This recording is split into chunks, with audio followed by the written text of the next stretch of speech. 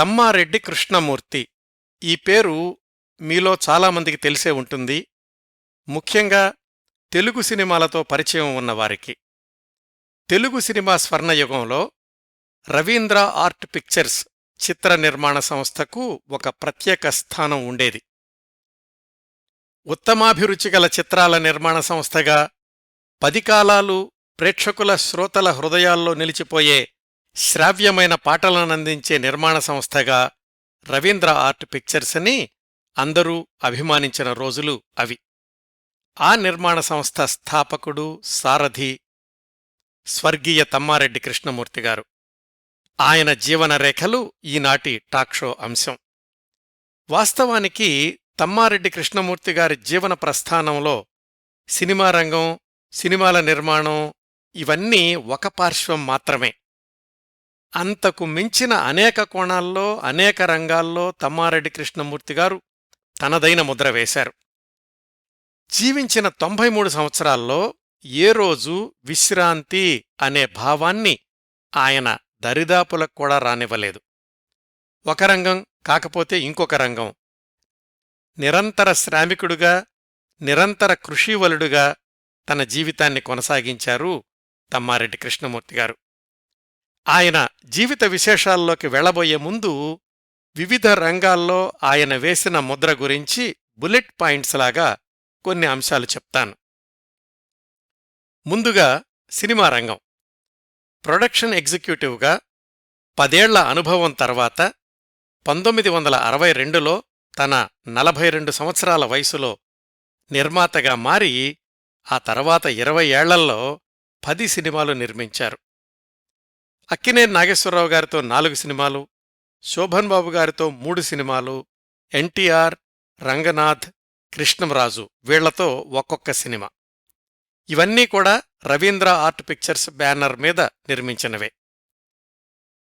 ఈ 10 సినిమాల్లో 2ంటికి వి మధుసూదనరావు గారు, మరొక 2 సినిమాలకు అక్కినేని సంజీవ్ గారు, 4 సినిమాలకు వాళ్ల పెద్దబ్బాయి తమ్మారెడ్డి లెనిన్ బాబు గారు, సిఎస్ రావు గారు, కట్టా సుబ్బారావు గారు ఒక్కొక్క సినిమాకి దర్శకత్వం చేశారు. ఆయన నిర్మించిన 10 సినిమాల్లో చిట్ట చివరి చిత్రం ఒక్కటి తప్ప మిగతా 9ంటికి కూడా తాతినేని చలపతిరావు గారే సంగీత దర్శకత్వం చేయడం ఒక విశేషం. ఇట్లా ఒక నిర్మాత, ఒక సంగీత దర్శకుడు కలిసి సుదీర్ఘకాలం పనిచేయడం అనేది తెలుగు సినిమా చరిత్రలో అరుదుగా కనిపిస్తూ ఉంటుంది.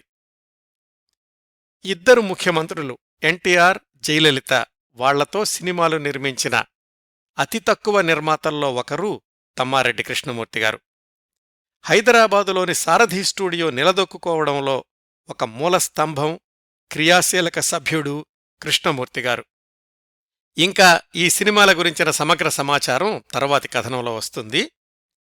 సినిమా రంగానికి ముందు, సినిమాల్లో ఉండగానూ, సినిమా రంగం నుంచి విరమించాక కూడా తమ్మారెడ్డి కృష్ణమూర్తిగారు అంకితభావం కలిగిన కమ్యూనిస్టు కార్యకర్త. హైస్కూలు చదువు పూర్తి కాగానే కమ్యూనిస్టు పార్టీలో చేరి, పార్టీ నిషేధానికి గురైన సమయంలో సుమారు 2 ఏళ్లు పైగా అజ్ఞాతవాసంలో ఉన్నారు. పోలీసు ఎన్కౌంటర్కి బలవ్వాల్సిన సందర్భాన్ని కూడా త్రుటిలో తప్పించుకున్నారు. భారతదేశానికి స్వాతంత్ర్యం వచ్చాక కమ్యూనిస్టు పార్టీ 2గా చీలినప్పుడు ఆ పరిణామం పార్టీ మనుగడకు మంచిది కాదు అని ఐక్య కమ్యూనిస్టు ఉద్యమం కోసం జీవితాంతం ఆలోచించారు, తప్పించారు, శ్రమించారు. 5 సినిమాల విజయం తర్వాత ఆయన నిర్మించిన సినిమాలన్నీ వరుసగా పరాజయం పాలవడంతో 1982లో తన 62 సంవత్సరాల వయసులో 20 సంవత్సరాల పాటు కొనసాగిన రవీంద్ర ఆర్ట్ పిక్చర్స్ సంస్థను పూర్తిగా మూసేశారు. ఆయన 2వ కుమారుడు తమ్మారెడ్డి భరద్వాజ్ గారు సినిమాల నిర్మాణాన్ని, దర్శకత్వాన్ని కొనసాగించడం అది వేరే ప్రయాణం. దాంట్లో కృష్ణమూర్తిగారు భాగస్వాములు కాలేదు. తాను సినిమాలు నిర్మించడం మానేశాక కృష్ణమూర్తిగారు తనదైన ముద్ర వేసిన మరొక రంగం సామాజిక సేవారంగం. నాగార్జుననగర్ వెల్ఫేర్ అండ్ కల్చరల్ అసోసియేషన్కి వ్యవస్థాపక అధ్యక్షులుగా తన సేవలందించడమే కాకుండా అలాంటి కాలనీల సంక్షేమ సంఘాల సమాఖ్యను ఏర్పాటు చేసి ఐక్యంగా కృషి చేస్తే సమస్యల పరిష్కారం ఫలవంతంగా ఉంటుంది అని నిరూపించిన నిత్య కృషీవలుడు తమ్మారెడ్డి కృష్ణమూర్తిగారు. అందరూ రిటైర్మెంట్ లైఫ్ అనుకునే 60 సంవత్సరాల తరువాతి జీవితంలో ఆయన ఇంకా తీరిక లేకుండా ఉండేవాళ్లు.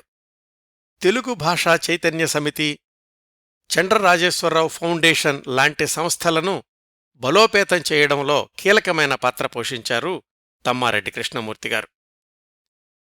ఇంత విస్తృతమైందండి తమ్మారెడ్డి కృష్ణమూర్తిగారి జీవన ప్రయాణం.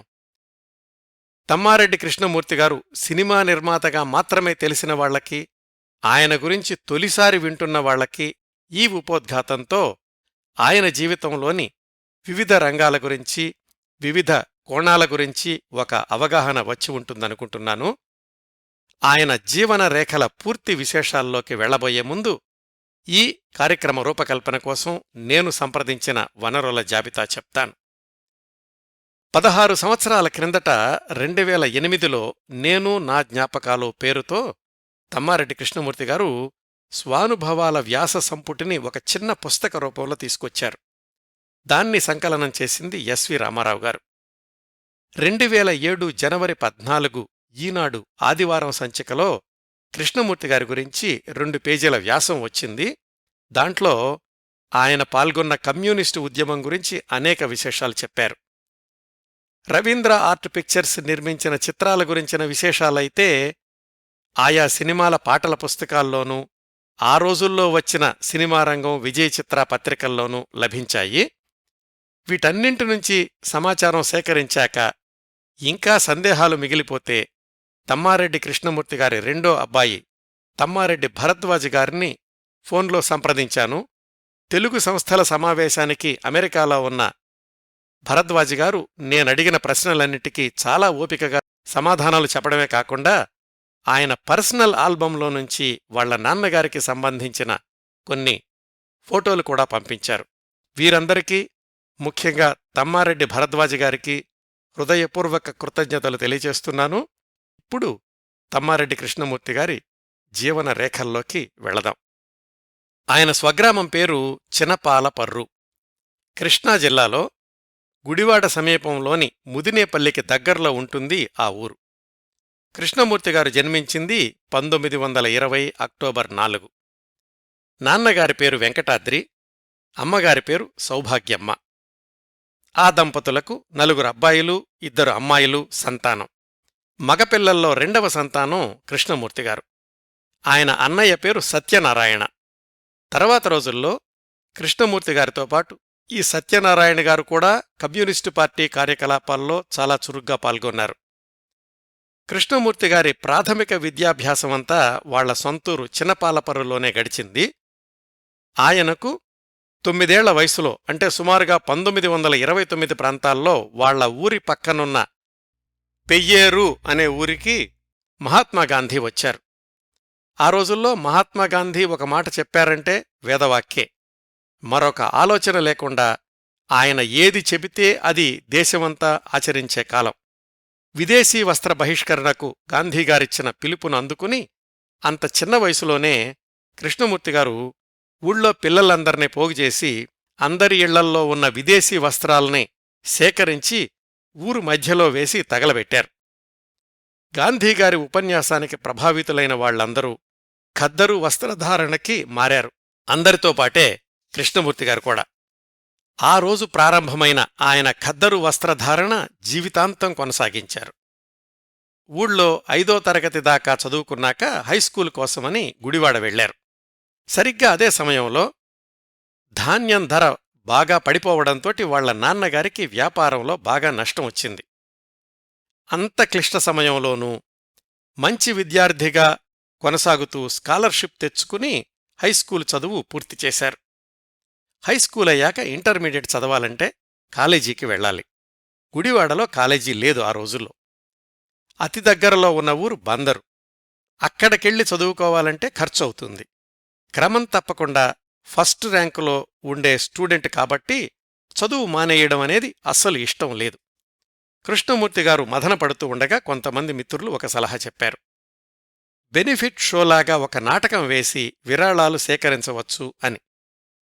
జోగి సుబ్బారావు అనే నాటక ప్రదర్శనకర్తను పట్టుకుని తన ఇబ్బందులు చెప్పి సహాయం చెయ్యమని అర్థించారు కృష్ణమూర్తిగారు. ఆయన బృందం ఆడే రంగూన్ రౌడీ నాటకం ఆ రోజుల్లో చాలా ప్రజాదరణతో నడుస్తోంది. 16 కృష్ణమూర్తిగారిని చూసి జాలిపడ్డ జోగి సుబ్బారావు గారు, సరేరా అబ్బాయి, నిన్ను చూస్తే జాలేస్తోంది, కేవలం ఖర్చులు మాత్రమే తీసుకుని మిగతా వసూళ్లన్నీ నీకే ఇచ్చేస్తాను, నీ చదువు కోసం ఈ నాటకం వేసి పెడతాను అన్నారు. అట్లా ఆ నాటకం బెనిఫిట్ షోలో మిగిలిన డబ్బులే పెట్టుబడిగా ఇంటర్మీడియట్ చదువు కోసమని బందర్ చేరుకున్నారు తమ్మారెడ్డి కృష్ణమూర్తిగారు. బందరు హిందూ కాలేజీలో 2 ఏళ్లు ఇంటర్మీడియట్ చదివారు. ఆ రోజుల్లో ఆయనకు గోరాగారు అంటే గోపరాజు రామచంద్రరావు గారు ఒక లెక్చరర్. ప్రతి విషయాన్ని శాస్త్రీయ దృక్పథంతో ఎలా చూడాలో, ప్రశ్నించి నేర్చుకోవడం ఎలాగో నేర్పించారాయన. గోరాగారి గురించి లోగడ నేను ఒక పూర్తిస్థాయి కార్యక్రమాన్ని ప్రసారం చేశాను. ఆసక్తిగల శ్రోతలు యూట్యూబ్లో దాన్ని వినొచ్చు. ఇంకా తమ్మారెడ్డి కృష్ణమూర్తిగారికి భాషా సాహిత్యాల పట్ల ఆసక్తి, అనురక్తి ఏర్పడడానికి కారణమైన మరొక వ్యక్తి కవి పాదుషా పువ్వాడ శేషగిరిరావు గారు. ఆయన హిందూ కాలేజీలో తెలుగు లెక్చరర్గా పనిచేస్తూ ఉండేవాళ్లు ఆ రోజుల్లో. ఇట్లా కాలేజీలో మంచి వ్యక్తిత్వానికి పునాదులు వేసిన అధ్యాపకులు ఒకవైపైతే, స్వాతంత్రోద్యమం ముమ్మరంగా సాగుతున్న ఆ రోజుల్లో బందరు రాజకీయ చైతన్య వేదికగా ఉండేది. ఆ ఊళ్ళో ఏ జాతీయ నాయకుడి మీటింగు జరిగినా తప్పనిసరిగా హాజరవుతుండేవాళ్లు తమ్మారెడ్డి కృష్ణమూర్తిగారు, ఆయన మిత్రబృందం. తరువాతి రోజుల్లో ఆయన చేపట్టిన కార్యక్రమాల్ని గమనిస్తుంటే చదువుకునే రోజుల్లోనే చక్కటి వ్యక్తిత్వానికి పునాదులు పడినట్లుగా అర్థం చేసుకోవచ్చు. ఇంటర్మీడియట్ పూర్తయ్యేసరికి 18 సంవత్సరాలు నిండాయి.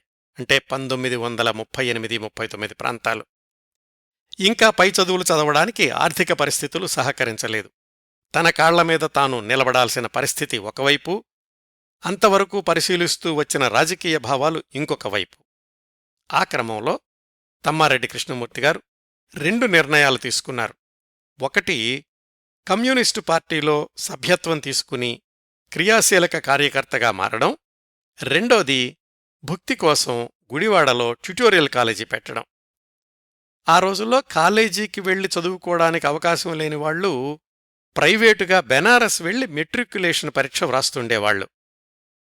ఈ సంగతి మనం దుర్గాబాయ్ దేశ్ముఖ్ గారి గురించిన ఎపిసోడ్స్లో కూడా వివరంగా ప్రస్తావించుకున్నాం. అట్లా ప్రైవేటుగా మెట్రిక్యులేషన్కి సిద్ధమయ్యేవాళ్లకు శిక్షణ ఇవ్వడం కృష్ణమూర్తిగారి ట్యుటోరియల్ కాలేజీ ప్రథమ వ్యాపకం. తోటి కామ్రేడ్స్ కూడా ఆ ట్యుటోరియల్ కాలేజీలో భాగస్వాములు. సహజంగానే వీళ్లందరూ కమ్యూనిస్టు పార్టీ కార్యకర్తలు కాబట్టి వాళ్ల ట్యుటోరియల్ కాలేజీ పార్టీ కార్యకలాపాలకు ఒక కేంద్రంగా ఉండేది. ఆ సమయానికి కృష్ణమూర్తిగారి నాన్నగారు వాళ్లంతా పల్లెటూరు వదిలేసి విజయవాడ చేరుకున్నారు. అక్కడ కూడా కమ్యూనిస్టు నాయకులు ఎక్కువగా నివసించే మొగల్రాజపురంలో ఉండేవాళ్లు. కృష్ణమూర్తిగారి అన్నయ్య సత్యనారాయణ గారు కూడా కమ్యూనిస్టు ఉద్యమాల్లో చురుగ్గా పాల్గొంటూ ఉండేవాళ్లు. కామ్రేడ్ తమ్మారెడ్డి సత్యనారాయణ అంటే కృష్ణా జిల్లాలో అందరికీ తెలిసిన పేరు ఆ రోజుల్లో. అన్నదమ్ములిద్దరూ కలిసి పాల్గొన్న విద్యార్థి పోరాటాలు కూడా చాలా ఉన్నాయి. గుడివాడలో ట్యుటోరియల్ కాలేజీ నడపడంతో పాటుగా చుట్టుపక్కల ఊళ్లల్లో ట్యూషన్లు చెప్పడం, పనిలో పనిగా కమ్యూనిస్టు పార్టీ ప్రచారం కూడా చేస్తూ ఉండేవాళ్లు తమ్మారెడ్డి కృష్ణమూర్తిగారు. స్వతంత్ర భారత్ అనే వ్రాతపత్రికను నిర్వహించి ఆ ప్రతుల్ని రాత్రిపూట రహస్యంగా చుట్టుపక్కల గ్రామాల్లో పంచిపెడుతూ ఉండేవాళ్లు. 1939 నుంచి 4-5 ఏళ్లు ఈ కార్యక్రమాలు కొనసాగాయి. క్విట్ ఇండియా ఉద్యమంలో, రైలు పట్టాలు తొలగించే కార్యక్రమంలో కృష్ణమూర్తిగారి మిత్రులు కొంతమందిని అరెస్టు చేశారు. వాళ్లల్లో చాలామంది ఈ ట్యుటోరియల్ కాలేజీలో సమావేశాలు జరుపుతున్నారు అని తెలుసుకుని సోదా పేరుతోటి పోలీసులు తరచూ కాలేజీకి వస్తుండేవాళ్లు. అలాంటి పరిస్థితుల్లో ఇంకా ట్యుటోరియల్ కాలేజీ మూసెయ్యక తప్పలేదు. అవకాశం ఉన్నప్పుడు, అవకాశం ఉన్నచోట ట్యూషన్లు చెప్పుకుంటూ కమ్యూనిస్టు పార్టీలో పూర్తికాలం కార్యకర్త అయ్యారు తమ్మారెడ్డి కృష్ణమూర్తిగారు. ఆ రోజుల్లోనే ప్రారంభమైన ప్రజానాట్య మండలి ఆకర్షించింది ఆయన్ను. 1-2 నాటకాల్లో వేషాలు వేసినప్పటికీ నటన కంటే నాటక ప్రదర్శనలు నిర్వహించడంలో ఎక్కువ ఆసక్తి చూపించారు కృష్ణమూర్తిగారు. సుంకర, వాసిరెడ్డి ఇలాంటి రచయితలు వ్రాసిన మా భూమి, ముందడుగు, కష్టజీవి ఇలాంటి నాటకాలు ఎప్పుడు ఎక్కడ ప్రదర్శించాలి, ఆ ఊళ్లల్లో స్టేజి ఏర్పాట్లెలా ఉండాలి, కార్యకర్తల నటీనటుల సమన్వయం ఇలాంటి పనులన్నీ చూస్తుండేవాళ్లు కృష్ణమూర్తిగారు. అంటే ఒక విధంగా ఆ నాటకాలకి ప్రొడక్షన్ ఎగ్జిక్యూటివ్ అన్నమాట. జీవితం అలా కొనసాగుతూ ఉండగా 1945లో పార్టీ నాయకుల, కార్యకర్తల ప్రోత్సాహంతో కృష్ణవేణిగారిని వివాహం చేసుకున్నారు జూన్ 24న. ఆ రోజుల్లో ఆ వివాహం సంచలనం. ఎందుకంటే అది పార్టీ వివాహం, వితంతు వివాహం కూడా. ఆ వివాహానికైన ఖర్చు 3 పావలాలటండి.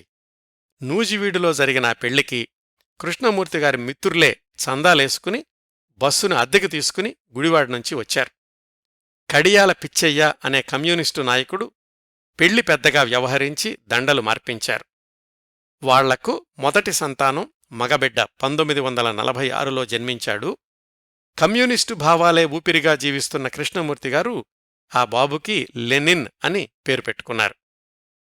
ఆయనే తర్వాతి దశాబ్దాల్లో దత్తపుత్రుడు, డాక్టర్ బాబు లాంటి చిత్రాల దర్శకుడు టి. లెనిన్ బాబు. రెండో అబ్బాయి 1948లో జన్మించిన భరద్వాజగారు. ఆయన పుట్టే సమయానికి కమ్యూనిస్టు పార్టీ మీద నిషేధం ఉంది. పార్టీ కార్యకర్తలంతా రహస్యంగా, అజ్ఞాతంగా కార్యక్రమాలు నిర్వహిస్తూ ఉండేవాళ్లు.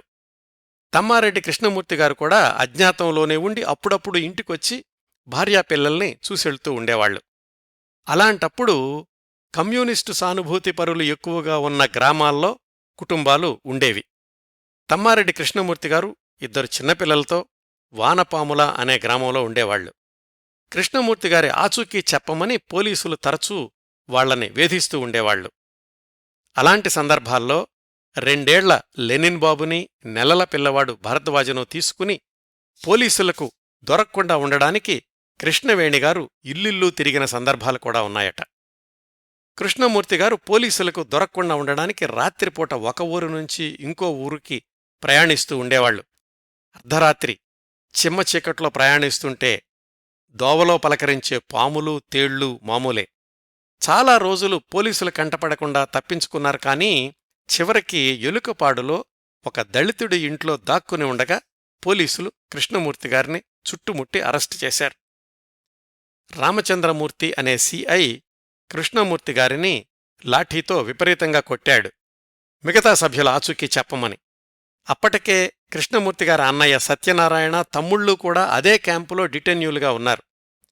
పోలీసుల లాఠీ దెబ్బలకు ఒకరి హాహాకారాలు ఇంకొకరికి వినిపిస్తూ ఉండేవి. పళనియప్పన్ అనే పోలీసాఫీసరు కమ్యూనిస్టుల్ని అణచివేయడంలో, ఎన్కౌంటర్ చేయడంలో స్పెషలిస్టు. ఆయన కృష్ణమూర్తిగారున్న క్యాంపుకొచ్చి ఒళ్లంతా గాయాలతో ఉన్న ఆయన చూసి సిఐ మీద విరుచుకుపడ్డాడట. ఏమయ్యా రామచంద్రమూర్తి, నువ్వు ఈ కుర్రాణ్ణి అనవసరంగా కొట్టావు, ఇప్పుడు తీసుకెళ్లి ఎన్కౌంటర్ చేస్తే పోస్టుమార్టంలో ఈ గాయాల సంగతి బయటపడుతుంది, ఇవి లేకపోతే విజయవంతంగా ఎన్కౌంటర్ చేసేసి ఉండేవాణ్ణి అని. ఒక విధంగా దెబ్బలు తిన్నాకాని పోలీస్ ఎన్కౌంటర్ నుంచి తప్పించుకోగలిగారు తమ్మారెడ్డి కృష్ణమూర్తిగారు. ఇన్ని అనుభవాల తర్వాత 1950లో కృష్ణమూర్తిగారిని విడుదల చేసి రాష్ట్రం వదిలి వెళ్లిపోవాలి అని షరతు పెట్టారు పోలీసులు. భార్యాపిల్లలతో తర్వాత మజిలీ మద్రాసు అయ్యింది కృష్ణమూర్తిగారికి. మద్రాసే వెళ్లడానికి కారణం ఏమిటంటే అప్పటికే చాలామంది ప్రజానాట్య మండలి కళాకారులు పోలీసుల నిర్బంధంలో నుంచి బయటకొచ్చాక మద్రాసు సినీ రంగానికి తరలి వెళ్లారు.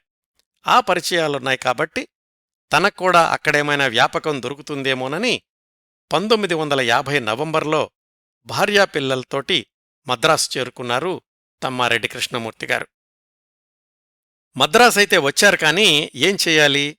అంతకుముందే మద్రాసు చేరుకున్న కామ్రేడ్స్లో కొంతమందేమో దర్శకత్వ శాఖలో, కొంతమందేమో నటనలో, సినిమా రంగంలో అవకాశాలు సంపాదించుకోగలిగారు. కృష్ణమూర్తిగారికి ఆ రెండింటిలోనూ పరిచయం లేదు. లోగడెప్పుడో గుడివాడలో ట్యుటోరియల్ కాలేజీ నడిపిన అనుభవం, గుడివాడ చుట్టుపక్కల పల్లెటూళ్లల్లో ట్యూషన్స్ చెప్పిన అనుభవం ఇప్పుడు ఉపయోగపడింది. మిగతా కామ్రేడ్స్ చెప్పారు, నీకు సినిమాల్లో అవకాశాలు వచ్చేదాకా మా పిల్లలకు పాఠాలు చెప్పు అని. ఆ విధంగా కృష్ణమూర్తిగారికి మద్రాసులో దొరికిన తొలి అవకాశం ప్రైవేటు మాస్టారుగా. చదలవాడ, మిక్కిలినేని, వల్లం నరసింహారావు, మహంకాళి వెంకయ్య మొదలైన మిత్రుల పిల్లలకు ట్యూషన్లు చెప్పడం మొదలుపెట్టారు. ఆ రోజుల్లోనే పానగల్ పార్కు కవులకు, కళాకారులకు సమావేశ స్థలంలాగా ఉండేది. సాయంకాలం అయ్యేసరికి సినిమాల్లో చిన్న చిన్న వేషాలు వేసేవాళ్లు, కవులు, రచయితలు ఆ పానగల్ పార్కుకి చేరుకుంటూ ఉండేవాళ్లు. రోజూ అక్కడికి వెళ్లే క్రమంలో కృష్ణమూర్తిగారికి శ్రీశ్రీ, ఆరుద్ర, కొడవటిగంటి, మల్లాది రామకృష్ణశాస్త్రి మొదలైన ప్రముఖులతోటి పరిచయాలేర్పడ్డాయి. ఇలాంటి పరిచయాలన్నీ కూడా తర్వాత రోజుల్లో ఆయన అభిరుచిగల చిత్రాలు నిర్మించడంలో సహాయపడ్డాయండి. ఇలాగా ట్యూషన్ మాస్టారి దశ 1 సంవత్సరం పాటు నడిచింది. 1952 మొదట్లో కృష్ణమూర్తిగారికి సినీ రంగంలో ప్రవేశించే అవకాశం వచ్చింది. అది కూడా కామ్రేడ్స్ వల్లనే. ఎలాగంటే, తమ్మారెడ్డి కృష్ణమూర్తిగారి మిత్రుడు రావి దుర్గారావు అనే ఆయన మరికొంతమంది ప్రజానాట్య మండలి మిత్రులతో కలిసి ఒక సినిమా తీయాలి అని ప్రయత్నాలు మొదలుపెట్టారు.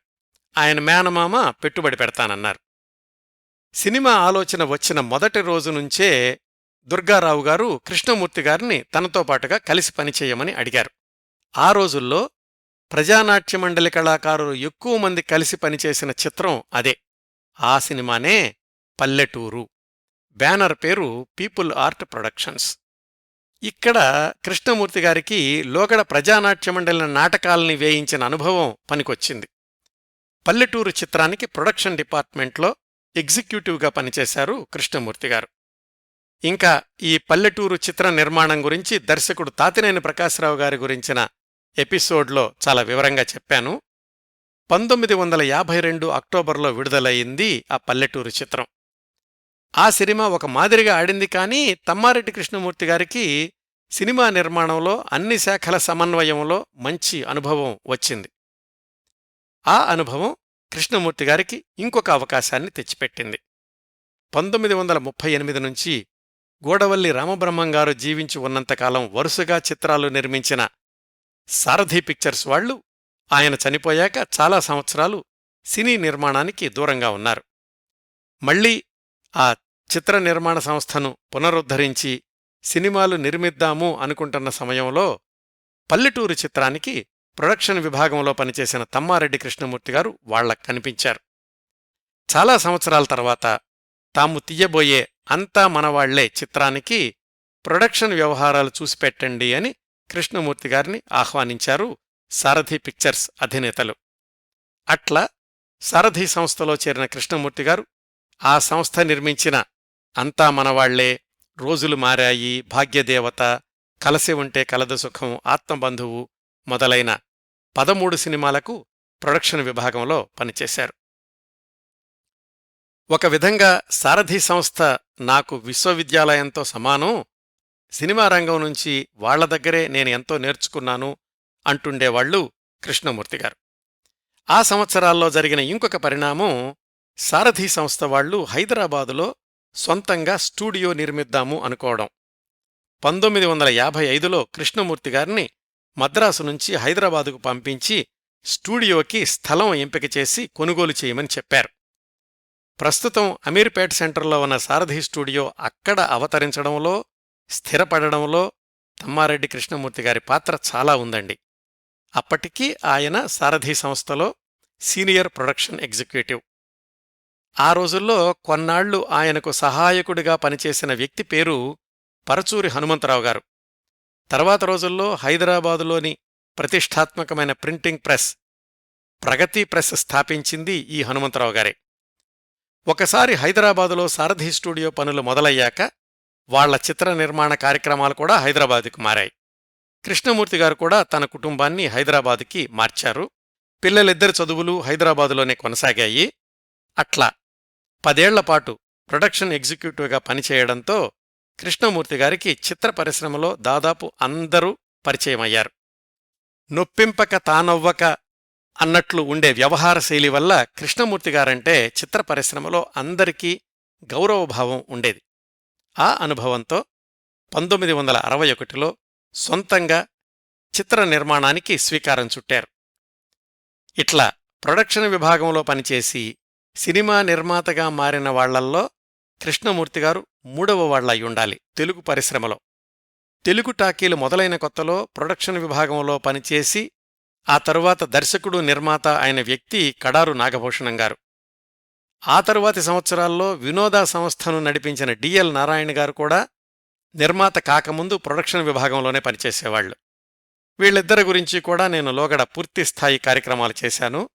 ఆ కోవలో నిర్మాత అయిన మూడవ ప్రొడక్షన్ ఎగ్జిక్యూటివ్ తమ్మారెడ్డి కృష్ణమూర్తిగారు. అలా కృష్ణమూర్తిగారు స్థాపించిన చిత్ర నిర్మాణ సంస్థే రవీంద్ర ఆర్ట్ పిక్చర్స్. కమ్యూనిజం పట్ల ప్రేమతో పెద్ద కొడుక్కి లెనిన్ అని ఎలా పేరు పెట్టుకున్నారో, విశ్వకవి రవీంద్రనాథ ఠాగూర్ మీద ఉన్న ప్రేమతోటి తమ నిర్మాణ సంస్థకు రవీంద్ర ఆర్ట్ పిక్చర్స్ అని పేరు పెట్టారు. ఆ లోగోలో కూడా రవీంద్రుని బొమ్మ కింద స్వాతంత్ర్యం, శాంతి, అభ్యుదయం, మానవాళి ధ్యేయం అనే వాక్యాలు కృష్ణమూర్తిగారి ఉత్తమ అభిరుచికి దర్పణాలు. అంతేకాదు, రవీంద్రనాథ ఠాగూర్ వ్రాసిన ప్రసిద్ధ కవిత where the mind is without fear ని నార్ల చిరంజీవి గారితో అనువాదం చేయించి ఆ లోగోకి నేపథ్యగీతంగా వాడారు. విశ్వవిజ్ఞాన చంద్రికల్ వెలయుచోట, నిర్భయముగ స్వేచ్ఛాగీతి నిలుపుచోట, మానవుడు పరిపూర్ణుడై మలగుచోట, మాతృదేశమా అచటనే మనగదమ్మా అనే ఆ లఘుగీతాన్ని పాడింది మాధవపెద్ది సత్యంగారు. మొదటి చిత్రానికి దర్శకుడుగా మరొక ప్రజానాట్యమండలి కార్యకర్త వి మధుసూదన్ రావు గారిని ఎంపిక చేసుకున్నారు. హీరోగా నటించమని అక్కినేని నాగేశ్వరరావు గారిని సంప్రదించారు. కానీ ఆయన డేట్స్ ఖాళీలు లేకపోవడంతోటి ఈ ఒక్క సినిమాకి వదిలేయండి, తప్పనిసరిగా రెండో సినిమా నుంచి చేసి పెడతాను అన్నారు అక్కినేని నాగేశ్వరరావు గారు. ఆ తరువాత కృష్ణమూర్తిగారు సంప్రదించింది ఎన్టీఆర్ గారిని. ఎన్టీఆర్ నటించిన కలసి ఉంటే కలదు సుఖం, ఆత్మబంధువు ఈ చిత్రాలకు ప్రొడక్షన్ వ్యవహారాలు చూసింది కృష్ణమూర్తిగారే. అప్పట్నుంచి ఎన్టీఆర్ తోటి మంచి పరిచయం ఉండేది. ఎన్టీఆర్ గారు వెంటనే అంగీకరించారు. కథానాయిక కృష్ణకుమారి. తమ్మారెడ్డి కృష్ణమూర్తిగారు బందరు హిందూ కాలేజీలో చదువుతున్న రోజుల్నుంచి పరిచయమున్న తాతినేని చలపతిరావు గారిని సంగీత దర్శకుడిగా నియమించుకున్నారు. చలపతిరావు గారికి కూడా ప్రజానాట్యమండలిలో చురుగ్గా పాల్గొని జైలుకు కూడా వెళ్ళొచ్చిన నేపథ్యం ఉంది. నార్ల చిరంజీవి గారు రచయిత. తమిళ చిత్రం ముత్తు మండపం, హిందీ సినిమా 20 సాల్ బాద్ రెండింటిలోనుంచి కొంత భాగం తీసుకుని మరికొంత సొంతంగా వ్రాసుకుని తయారు చేసుకున్న కథ కృష్ణమూర్తిగారు నిర్మించిన తొలి చిత్రం లక్షాధికారి. ఆ కథ మొదటి వర్షంలో సస్పెన్స్ లేకుండా నాగభూషణం గారిని విలన్ అనుకుని సూటి కథనంతో కథ అల్లుకున్నారు. కథంతా అయ్యాక కృష్ణమూర్తిగారికి ఏదో అసంతృప్తిగా అనిపించింది. మిత్రులతో చర్చించినప్పుడు సస్పెన్స్ సినిమాలకు మంచి ఆదరణ ఉంది, అట్లా ఏమైనా మార్చగలమేమో ప్రయత్నించండి అని సలహా ఇచ్చారు. అప్పుడు రూపుదిద్దుకున్నదే లక్షాధికారి చిత్రంలో చివర్లో అసలు స్వరూపం తెలిసేటటువంటి గుమ్మడి పాత్ర. ఇలా సస్పెన్స్ అనుకున్నప్పుడే ప్రేక్షకులకు చివరిదాకా తెలియకుండా ఉండడానికి అని విలన్ పాత్రలో నాగభూషణం గారిని కాకుండా గుమ్మడి గారిని తీసుకున్నారు. ప్రొడక్షన్ ఎగ్జిక్యూటివ్గా 10 ఏళ్ల అనుభవం ఉంది కాబట్టి బడ్జెట్ని అదుపులో ఉంచుతూ ముందు అనుకున్న మొత్తంలోనే సినిమాని పూర్తి చేయగలిగారు. కృష్ణమూర్తిగారికి సన్నిహిత మిత్రుడైన వెంకటపతిరెడ్డి గారు భాగస్వామిగా చేరారు కూడా. లక్షాధికారిలో పాటలు ప్రేక్షకుల్ని, శ్రోతల్ని ఆ రోజుల్లో ఒక ఊపు ఊపేశాయండి. ముఖ్యంగా మబ్బులో ఏముంది అనే పాట ఇప్పటికూడా సంగీత ప్రియుల్ని అలరిస్తూనే ఉంది. 1963 సెప్టెంబర్ 27న విడుదలైన ఈ మొదటి సినిమా లక్షాధికారి నష్టాలనైతే తెచ్చిపెట్టలేదు. అయితే మొదటి రిలీజ్ కంటే రెండో రిలీజులో ఎక్కువ లాభాలు వచ్చాయి అని అప్పట్లోని వార్తలు.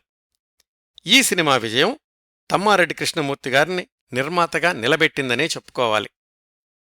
ఈ సినిమా ప్రారంభించడానికి ముందు మాట ఇచ్చినట్లే అక్కినేని నాగేశ్వరరావు గారు కృష్ణమూర్తిగారి రెండో సినిమాలో హీరోగా నటించడానికి డేట్స్ ఇచ్చారు.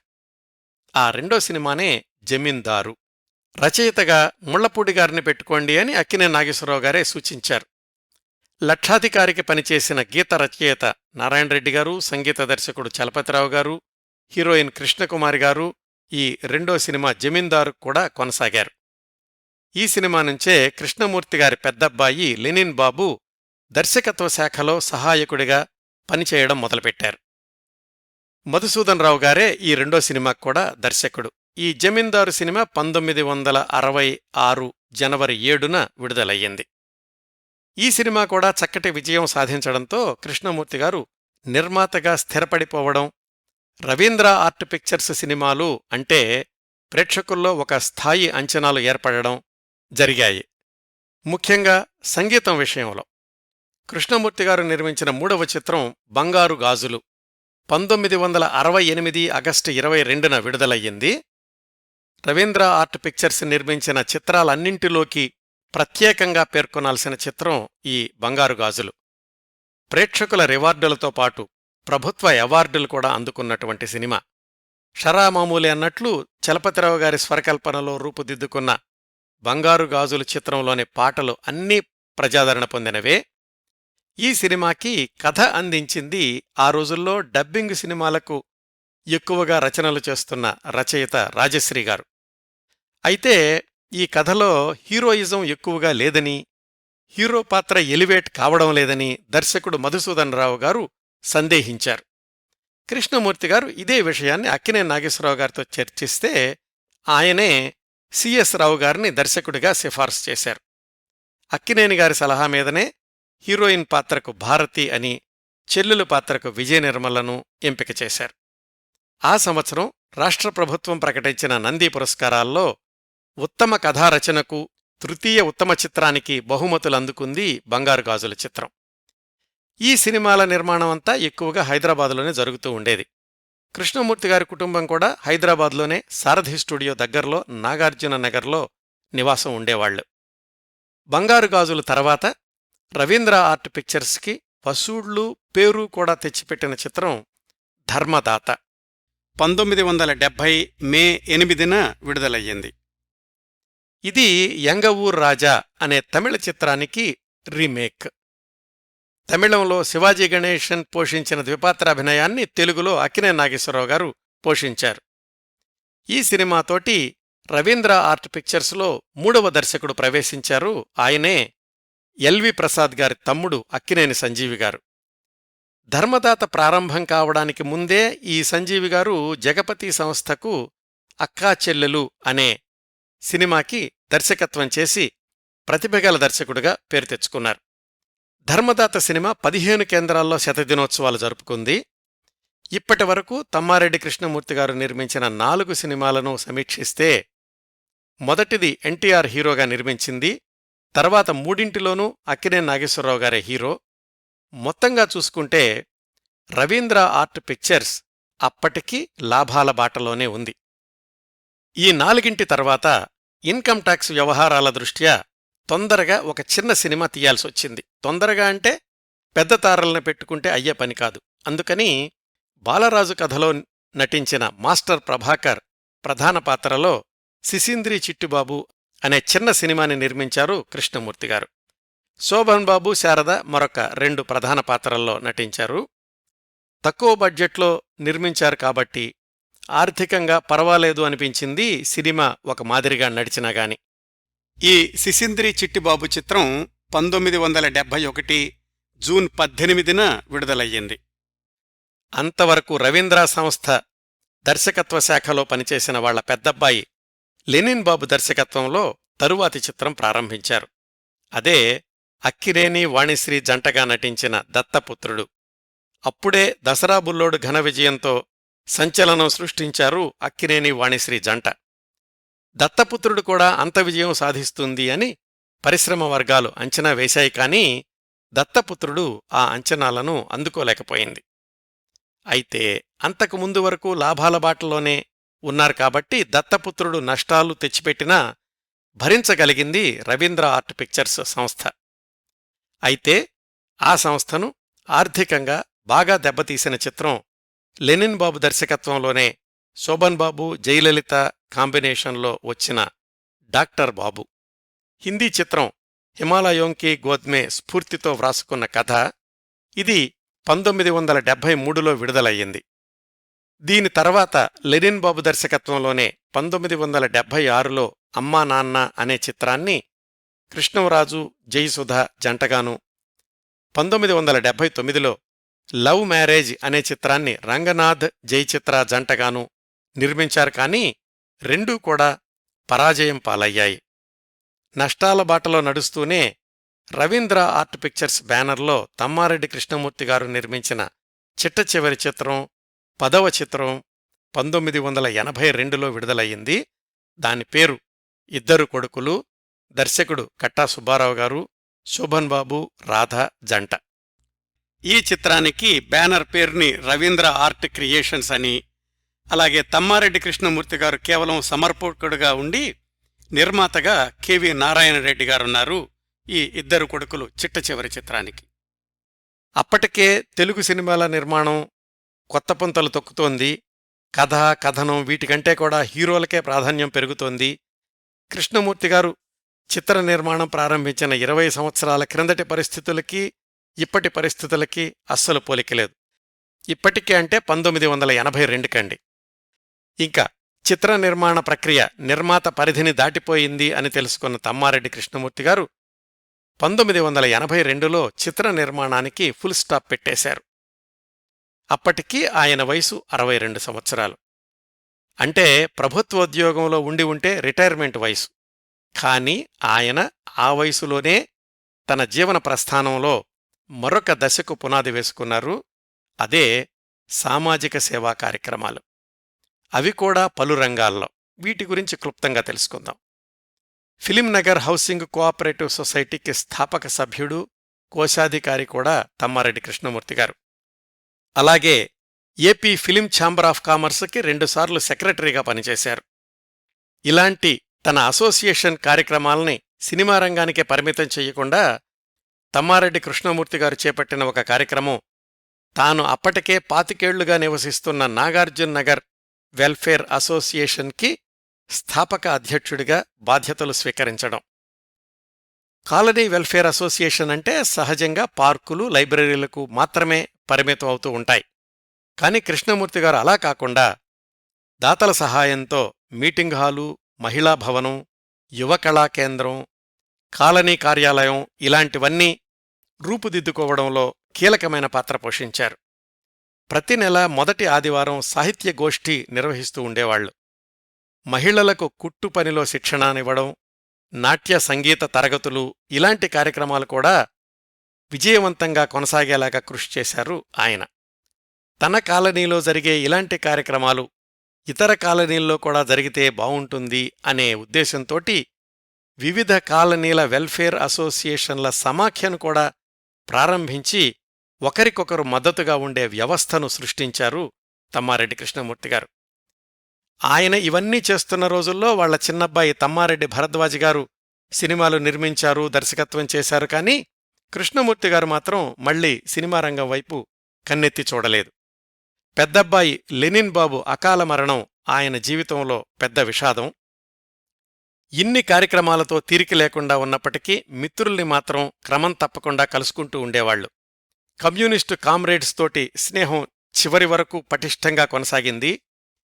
2000 సంవత్సరం ప్రాంతంలో సిఆర్ ఫౌండేషన్లోని ఓల్డేజ్ హోంకి వెళ్లారు సతీ సమేతంగా. అక్కడ దాదాపుగా 10 సంవత్సరాల పైగా ఉన్నారు. ఆ రోజుల్లో కూడా ఆ సంస్థ నిర్వహణలో క్రియాశీలకంగా పాల్గొంటూ ఉండేవాళ్లు కృష్ణమూర్తి గారు. చిత్ర పరిశ్రమలో ఏవైనా మైలురాళ్లలాంటి ఉత్సవాలు జరిగినప్పుడు రవీంద్ర ఆర్ట్ పిక్చర్స్ అధినేతగా తమ్మారెడ్డి కృష్ణమూర్తి గారికి తప్పనిసరిగా ప్రత్యేక ఆహ్వానం అందుతూ ఉండేది. ఇంత సుదీర్ఘకాలం నిత్య చైతన్యశీలిగా శ్రమించిన తమ్మారెడ్డి కృష్ణమూర్తి గారు 2013 సెప్టెంబర్ 16న తన 93 సంవత్సరాల వయసులో సిఆర్ ఫౌండేషన్ హోంలోనే కన్నుమూశారు. వారి సతీమణి కృష్ణవేణి గారు 2020 ఏప్రిల్లో కోవిడ్ మొదటి దశలో కన్నుమూశారు.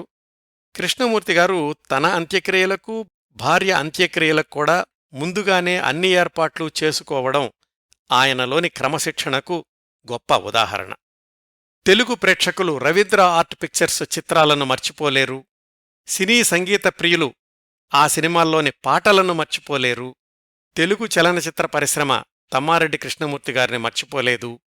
కమ్యూనిస్టు పార్టీ కామ్రేడ్ కృష్ణమూర్తిగారిని మర్చిపోలేదు. నాగార్జున కాలనీ వాసులు కృష్ణమూర్తిగారిని మర్చిపోలేరు. తమ్మారెడ్డి కృష్ణమూర్తిగారిలాంటి నిస్వార్థ సంఘ సేవకులు, కార్యకర్తలు అరుదుగా కనిపిస్తూ ఉంటారు. ఈ కార్యక్రమాన్ని ముగించబోయే ముందు తమ్మారెడ్డి కృష్ణమూర్తిగారి అబ్బాయి తమ్మారెడ్డి భరద్వాజ్ గారు పంపించిన సందేశాన్ని వినిపిస్తాను. కిరణ్ ప్రభ గారు సినిమా ఇండస్ట్రీ మీద ఆయన రీసెర్చ్ చేసి లెజెండ్స్ జీవితాలను గురించి చాలా చాలా చక్కగా చెప్తూ వివరిస్తూ మేము చేయాల్సిన సినిమా ఇండస్ట్రీకి సంబంధించిన ఆర్గనైజేషన్స్ చేయాల్సిన పనులు కూడా ఆయనే చేసి పెడుతున్నారు. సో ఆయన వీడియోస్ చాలా మంది పెద్దవాళ్ళే చేశారు, అద్భుతంగా చేశారు. ఈ మధ్య కృష్ణ గారి రోజు డైలీ చిన్న షార్ట్స్ లాగా 100 చేస్తున్నారు. అవి కూడా చాలా బాగున్నాయి, చూశాను. ఇప్పుడు నాన్నగారు తమ్మారెడ్డి కృష్ణమూర్తి గారి మీద ఆయన చేశారు. అంటే మాకు కూడా తెలియని విషయాలు ఆయన చెప్తూ వచ్చారంటే ఆయనకుండే నిబద్ధత, దాని మీద ఆయనకున్న సీరియస్నెస్ అర్థం అవుతుంది. సో నాన్నగారి గురించి నన్ను చెప్పమన్నారు, నేను చెప్తాను కంటే నాకంటే ఎక్కువ ఆయన చెప్పేశారు. నాన్నగారికి ఆయన సినిమాల్లోకి వచ్చినప్పుడు రవీంద్ర ఆర్ట్ పిక్చర్స్కి లోగో తయారు చేశారు. దాంట్లో రవీంద్రనాథ్ ఠాగూర్ బ్యాక్గ్రౌండ్ సిలోటి పెట్టి దాస్య శృంఖలాలు దించుతున్న కార్మికుడిది శృంఖలాలు దించుకున్నది పెట్టి స్వాతంత్రం, అభ్యుదయం, మానవాళి ధ్యేయం అనే ఒక 3 పదాలు అక్కడ రాసి రవీంద్రనాథ్ ఠాగూర్ గారి గీతాంజలి విశ్వవిజ్ఞాన గీతికలు వెలిగే చోట మానవుడు పరిపూర్ణుడై మలిగే చోట మాతృదేశి మాయ చట్నే మనగదమ్మా అని ఒక 4 లైన్లు రాశారు. సో దట్ షోస్ అంటే ఎంత కమిట్మెంట్ టువర్డ్స్ ద కంట్రీ కానీ, టువర్డ్స్ సోషలిజం కానీ, పేదరికాన్ని నిర్మూలించాలి, సమానత్వం కావాలి అనే భావం కానీ ఆయనలో ఉంది. కాబట్టే first Ravindra art pictures logo అంత అందంగా వచ్చింది, దాని భావం కూడా అంత ఉంది. దానికి సినిమా తీసి చెప్పక్కర్లేదు, ఒక్క లోగోలోనే ఆయనకున్న ఆయన భావజాలాన్ని చెప్పగలిగారు. ఇక దాన్ని బట్టి ఆయన వ్యక్తిత్వాన్ని గురించి మీరు ఆలోచించుకోవచ్చు. ఇంకా ఎక్కువగా నేను చెప్పక్కర్లేదు. వీడియో ముఖంగా చేస్తున్న కిరణ్ ప్రభ గారిని అభినందిస్తూ, ఆయన కృతజ్ఞతలు చెప్తూ, మా నాన్నగారిని గుర్తించి ఆయన చెప్తున్నందుకు ఆయన ఇంకా చేయాలని నా ఉద్దేశం ఏంటంటే, ఫిల్మ్ ఇండస్ట్రీని గురించి మేము ఎట్లాగూ చేయలేకపోతున్నాము. సినిమా ఇండస్ట్రీ 100 ఏళ్ల చరిత్ర అవుతుంది కాబట్టి 100 ఏళ్ల నుంచి ఆయన చేసిన రీసెర్చ్ని బట్టి మొత్తం చేస్తే దాన్ని పుస్తక రూపంలో మారుస్తానికి నేను మా ఛాంబర్ తరపున ట్రై చేస్తాను. చేసి దాన్ని పుస్తకంగా వేయాలని నా కోరిక.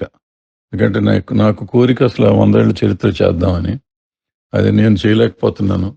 చాలా వరకు ఈయన వర్క్ చేస్తున్నారు కాబట్టి కిరణ్ ప్రభు గారు ఆయన చేస్తే దాన్ని పుస్తక రూపంలోకి మారిస్తే ఫ్యూచర్ జనరేషన్కి అది ఒక దర్శనికంగా ఉంటుందని నేను అనుకుంటున్నాను. ఆయన అలా చేస్తారని ఆశిస్తున్నాను. Thank you very much.